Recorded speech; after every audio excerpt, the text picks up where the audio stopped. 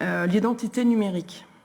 Évidemment, au départ, ce sera pour notre bien, ce sera plus facile pour pouvoir payer, pour pouvoir vérifier si quelqu'un est vacciné ou pour voter. Le vote, c'est précisé dans le texte de la Commission.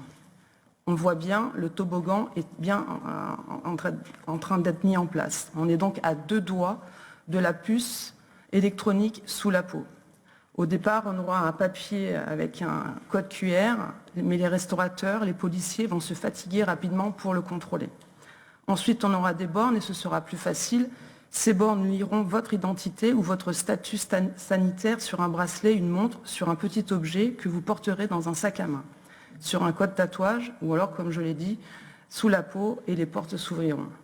Et vous pourrez payer facilement, vous passerez à toute allure aux caisses et tout le monde trouvera super de payer sans avoir l'air finalement de payer. L'identité numérique, c'est un saut quantique et il n'y aura pas de retour en arrière possible, comme le pass sanitaire. Le marché des objets numériques connectés est considérable. Pour conforter la mise en place de l'identité numérique, on nous dit « on est déjà tracé par nos mobiles ». Non, le GPS, ce n'est pas assez précis, entre 1 et 10 mètres. On ne peut donc pas dire exactement qui on a rencontré et nous, ni où on est allé. Et surtout, le portable, on peut le laisser à la maison ou sinon l'éteindre. Avec l'identité numérique, la 5G et les objets connectés, nos conversations, notre santé, nos ordonnances, comme vous l'avez dit, nos pensées, notre intimité, notre espérance de vie, tout ça sera exposé, exposable, vendable, revendable. Et là, je parle en tant qu'ancienne, comme dans mon ancienne vie où j'étais dans une compagnie d'assurance.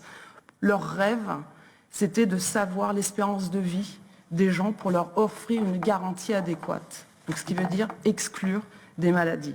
C'est une crainte qu'il faut prendre en considération.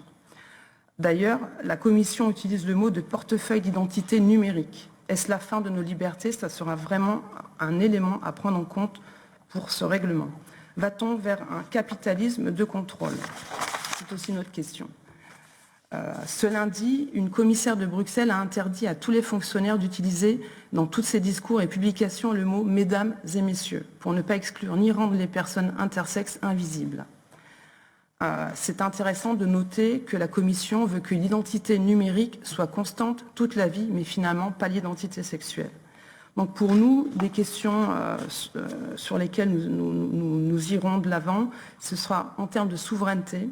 Quels sont les acteurs européens qui ont aujourd'hui la capacité de fournir ce type d'identité pour éviter que nos datas se baladent à l'autre bout du monde et, comme je l'ai dit, soient repris par des entreprises privées pour exclure certaines garanties et discriminer certaines personnes, et aussi concernant les failles de ce système d'identification. Je note que la Commission prévoit dans sa page 60 que les mesures de prévention des fraudes existantes applicables à la Commission couvriront les crédits supplémentaires nécessaires. En clair, on sait déjà qu'il va y avoir des fraudes et les amendes financeront les postes de fonctionnaires nécessaires.